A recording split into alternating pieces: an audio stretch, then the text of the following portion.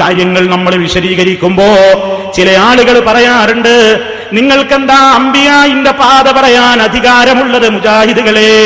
നിങ്ങൾക്കെന്താ സാലിഹീങ്ങളുടെ പാത പറയാൻ അധികാരമുള്ളത്?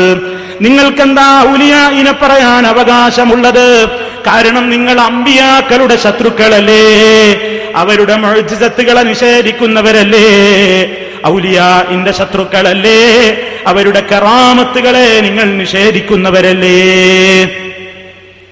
ഇങ്ങനെ തെറ്റിദ്ധരിപ്പിക്കപ്പെട്ടിട്ടുള്ള കുറെ ആളുകളുണ്ട്.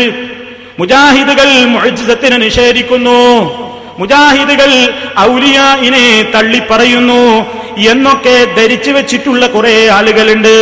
സർവ പ്രസംഗങ്ങളിലും നമ്മുടെ പ്രഭാഷകന്മാര് പറയാറുണ്ട്, അങ്ങനെ ധരിച്ചു പോകരുത് നിങ്ങളെന്ന്. പിന്നെ അവർ പറയുന്നത് എന്താണ്? ഞങ്ങൾ അംബിയായിനോട് ദുആ ചെയ്യുന്നത്, ഞങ്ങൾ ഔലിയായിനോട് ദുആ ചെയ്യുന്നത് അല്ലാഹു അവർക്ക് കൊടുത്ത കഴിവ് കൊണ്ട് സഹായിക്കാനാണ്. അപ്പൊ നബിയേ എന്ന് ഞങ്ങൾ വിളിക്കുമ്പോ, നബി സല്ലല്ലാഹു അലൈഹി വസല്ലം അടക്കമുള്ള അംബിയായിനെ ഞങ്ങൾ വിളിക്കുമ്പോ അവർക്ക് അല്ലാഹു കൊടുത്ത മുഅ്ജിസത്ത് കൊണ്ട് സഹായിക്കാനാ ഞങ്ങൾ ആവശ്യപ്പെടുന്നത്.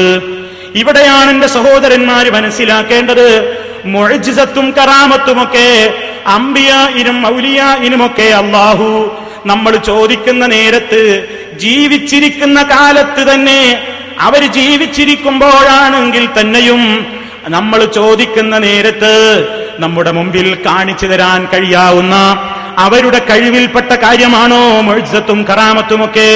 അങ്ങനെ ആരെങ്കിലും ധരിച്ചു പോയോ എങ്കിൽ തിരുത്തണം സഹോദരന്മാരെ. അംബിയായിന് മുഅ്ജിസത്തില്ലെന്നല്ല പറയുന്നത്, ഔലിയായിന് കറാമത്തില്ലെന്നല്ല പറയുന്നത്.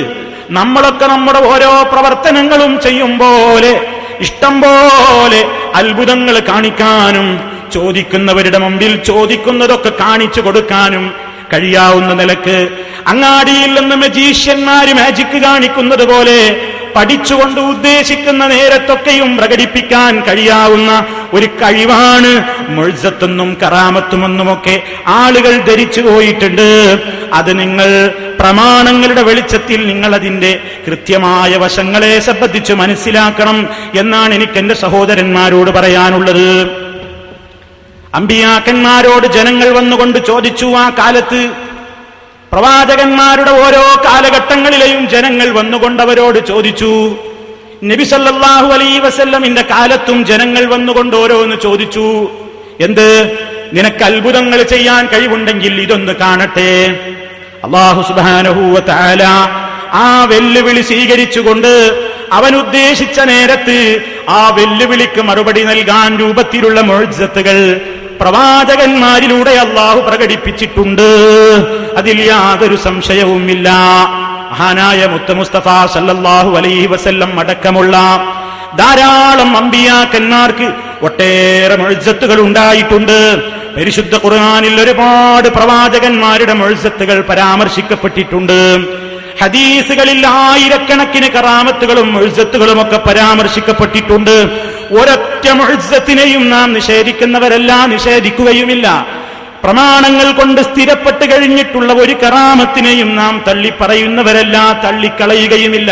പക്ഷേ ഒരു കാര്യം മനസ്സിലാക്കണം, ചിലരിവിടെ പ്രചരിപ്പിക്കുകയാണ് മുഅ്ജിസത്തും കറാമത്തും എന്നൊക്കെ പറഞ്ഞാൽ ഒരു സാധാരണ മനുഷ്യന് അവന്റെ സാധാരണ കാര്യങ്ങൾ ചെയ്യാൻ കഴിയും പോലെ അസാധാരണക്കാരായ അമ്പിയായിനും മൗലിയായിനുമൊക്കെ അവരുടേതായ കഴിവുകൾ അവർക്ക് കിട്ടിയിട്ടുണ്ട്.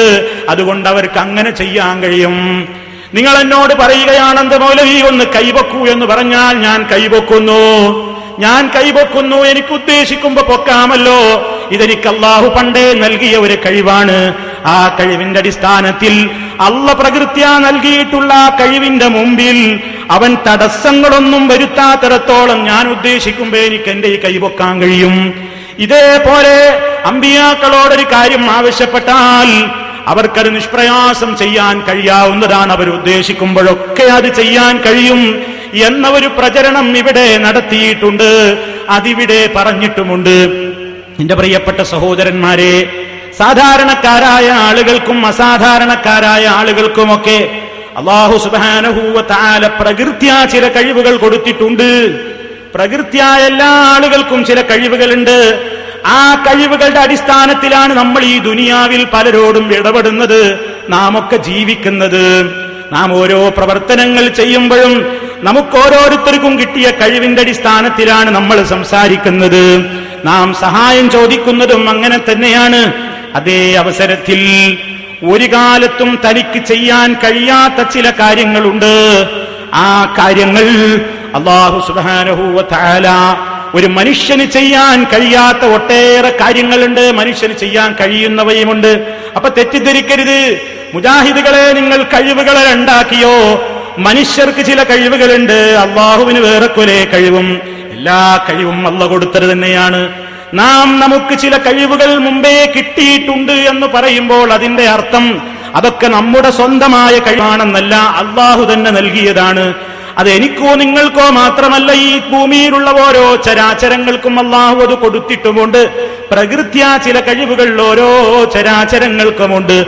അതല്ലേ അള്ളാഹു പറയുന്നത്? മൂസാ നബി അലൈഹിസ്സലാത്തു വസ്സലാം പരിചയപ്പെടുത്തിയില്ലേ റബ്ബിനെ? റബ്ബുനല്ലദീ അഅ്താ കുല്ല ശൈഇൻ ഖൽഖഹു സുമ്മ ഹദാ. ഓരോ വസ്തുക്കൾക്കും അതിൻ്റെതായ പ്രകൃതിയെ നൽകിക്കൊണ്ട് അതിന് മുന്നോട്ട് ഗമിക്കാനുള്ള പാത കാണിച്ചു കൊടുത്തവനാകുന്നു അല്ലാഹു. ആ രൂപത്തിലുള്ള കഴിവുകൾ നമുക്ക് എല്ലാവർക്കുമുണ്ട്. അത് നമുക്ക് യഥേഷ്ടം ഉപയോഗിക്കാൻ കഴിയും. അല്ലാഹു അതിന്റെ മുമ്പിൽ തടസ്സങ്ങളൊന്നും വരുത്തുന്നില്ലെങ്കിൽ അല്ലാഹു നമുക്കത് നൽകിയ കഴിവാണ്. അത് പ്രവാചകന്മാർക്കും അങ്ങനെ തന്നെയാണ്. പക്ഷേ ആ പ്രവാചകന്മാരിലൂടെ അള്ളാഹു ചിലപ്പോൾ ചില അത്ഭുതങ്ങൾ പ്രകടിപ്പിക്കും ജനങ്ങൾ വെല്ലുവിളിക്കുന്ന നേരത്ത്. ആ കാര്യം ചെയ്യുന്നത് അമ്പിയാക്കളാണോ? അല്ല. ആ കാര്യം, ആ അത്ഭുതകരമായ കാര്യം ആ സന്ദർഭത്തിൽ പ്രകടിപ്പിക്കുന്നത് അമ്പിയാക്കന്മാരല്ല. അത് പ്രകടിപ്പിക്കുന്നത് അത് ചെയ്യുന്നത് ആരാണ്? അല്ലാഹു സുബ്ഹാനഹു വ തആലയാണ്. പിന്നെ എന്താ ഈ